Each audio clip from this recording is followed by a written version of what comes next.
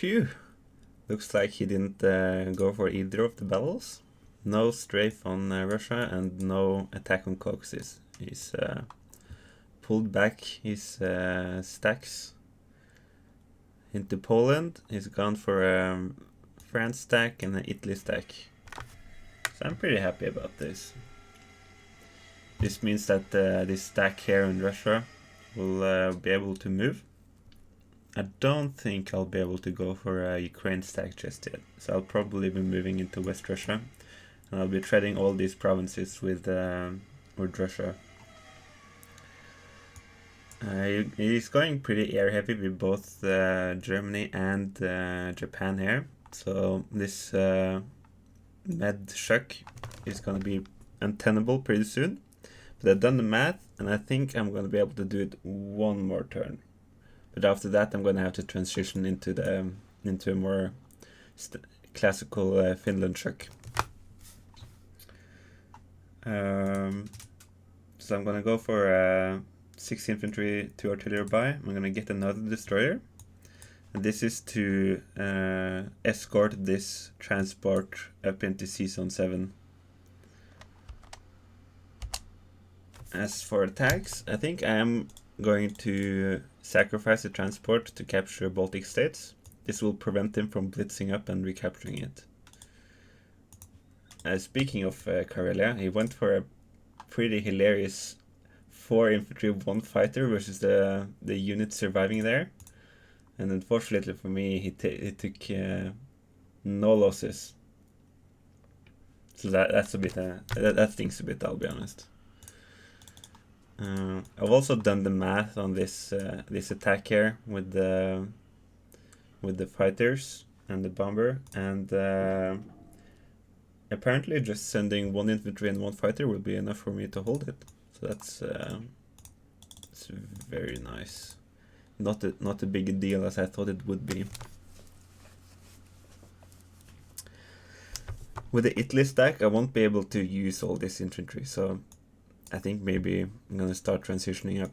You have to be careful when the bomber is in France because it has range to see some 10 over here, so you can't place the transports there carelessly. Yeah, this fighter is pinned to Russia, so he can't move. I want both of these infantry, or actually I don't need both of these infantry. Going. Oh yeah, I may have messed up my prediction here, because the prediction is assuming that I'll get 5 new units there. So this infantry can move. I think so. I think yeah, I will move him. It's gonna take a long while before he comes into anywhere useful, but that is life. Yeah, I think that's good. So I could go for this Ukraine battle here and potentially use a tank to go into Bulgaria or Romania, or open Ukraine up for fighters. But just taking a peek at the Ukraine battle, I don't think that works. And if I can't stack Ukraine, I don't think sending a tank into Bulgaria or Romania is that good, because it's only really good if it's combined with a lot of other pressure. I think this is good. Recapturing. Alright. See, his 1 infantry hit, while my 3 units got no hits. No, that's fine. Right. Trading Burma to try and siphon off some Japanese units. Looks like the end part of my recording got cut off there. So I'll just go over what I did. I landed my bomber here in the Caucasus. I refilled India with 2 infantry and 1 artillery. I deployed my destroyer here together with the carrier and the 2 fighters. The transport is here, and the 2 destroyers and 1 cruiser is here. I sent the cruiser down into Sea Zone 13. It's gonna cover this together with the US carrier. And I'll be offering some pretty risky battles, but I don't think he'll go for any of them. And if he does go for them, I think that he'll lose fighters, and it'll make future landings easier. Attack power is still very much favored for Axis, but I feel like I'm stabilizing here. Russia and Germany got the same amount of infantry last turn, which I think is very favorable. And now we'll see what Japan does. He's still only on 3 transports going from the mainland, from Japan to the mainland. So the amount of infantry coming there isn't too large either. I think this guy really likes his air, which I don't think applies enough pressure. But we'll see if I can prove my statement after his round. I just realized that I put my transport here to die last turn. That is very derpy of me. Oh, lord. Yeah, so I've just thrown away 7 IPC, and I'm already behind. That is not a good look. So I'm gonna be changing my plan on the fly here. That's usually not a good thing, but I want to transition into a Finland chuck now that the German stack is no longer on the front line and the pressure has been released. Japan went for another air by 2 fighters and only 6 ground units. It seems like he failed to recapture Burma. So that is nice. That's going to be some extra income for UK. And he's gone for Hawaii. So now I'm going to be sending 1 infantry up to recapture Hawaii. No, recapture Alaska, I mean. My buy is going to be 9 ground units and 2 transports. I'm going to be deploying 1 ground unit here to cover for the one going to recapture Alaska. And the other should match up with the transports retreating and coming up, and the new transports with their complementary load. So since I already sent this cruiser here on the assumption that I was going to continue the Mediterranean truck another turn, I'm going to utilize that to offer him to get a coin flip on killing a German plane, in addition to the 2 income. And I don't think there's much combat. I will do the bombing here, because it doesn't look like he's going to be contesting any Africa. So I don't think the bomber is nice to have for US when Japan is going for Africa, because it has easy range to contest all the provinces. But I don't think it's needed in this case, so I don't mind it dying, getting me some extra value.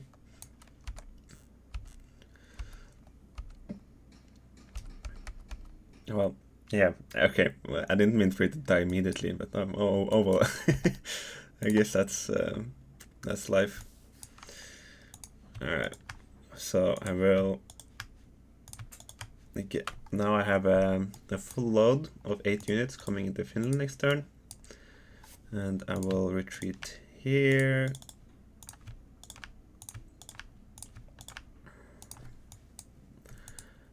And I'll reinforce this with the destroyer, reinforce this with a carrier and a battleship. Actually, a battleship is more than enough for this, so I'm gonna send the carrier up here as well. The fighters don't really have anywhere useful to be right now, so I'm just gonna put 1 on each carrier. It's gonna start working its way eastward. This also doesn't really have any useful to be at right now, so I'm just gonna stay flexible and keep them in. Ideally, I would like them to be in range of France, actually, to have extra France pressure, so that maybe I force him to use extra units to stack it. So I think I'm gonna put it into Karelia.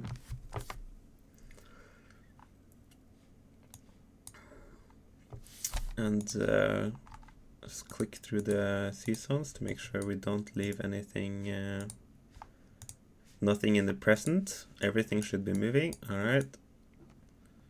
Perfect.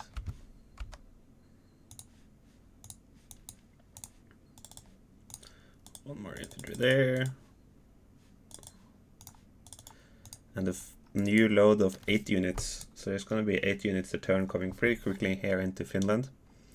And once I start getting US units there, the Allies will have fully stabilized. And I will get 6 units. I don't think... Yeah, I've gotten a lot of infantry, so I'll need to fill up with artillery as well.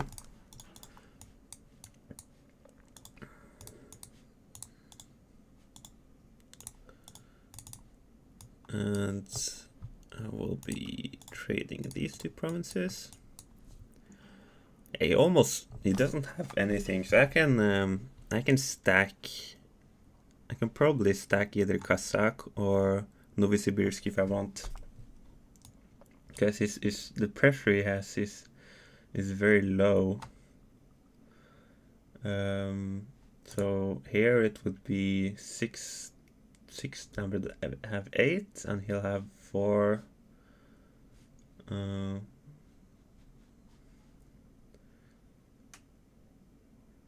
He'll have 9. Okay, I don't think a Novosibirsk stack is on the menu quite yet. Okay, I will be rewriting both fighters here. 3 infantry. Can afford to trade a bit aggressively now that his stack is no longer applying pressure. Yeah, that seems fine.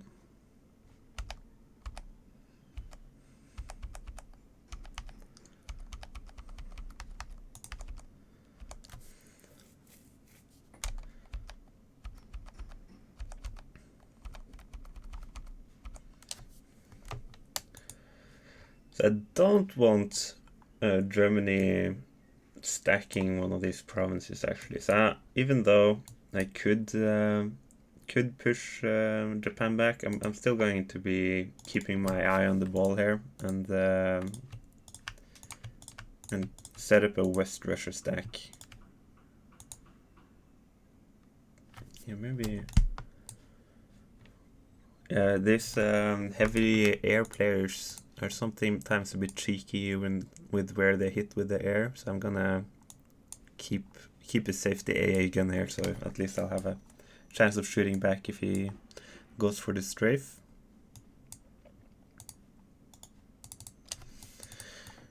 Yeah, he almost doesn't have anything coming in the next turn. So the pressure on Russia here is minimal, so I'm gonna be using the Russians to trade these 2 provinces until the Americans arrive. When the Americans arrive, and in the UK, they will take over here, and I'll start pushing Japan with Russia. It still is only producing 6 crown units a turn as Japan here, so I'm not really worried about anything. Gonna be continuing to move the sub over. And, yeah, it's not the most accurate move in the world, but I think it's good enough.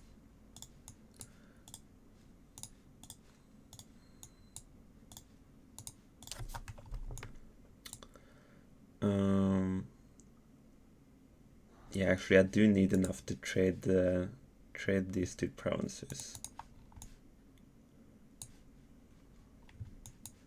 Alright, I'm gonna drop the Karelia by... Probably should have left some more infantry in back here, but yeah, so few units. This is probably fine too. All right. So we're slowly catching up. The income situation is pretty good, I think. Now that Germany has been pushed back, Japan doesn't. I mean, this can't be really described as an attacking force even. So the only thing I need to worry about is his large amount of planes. But in my experience, that that doesn't really pose any problems.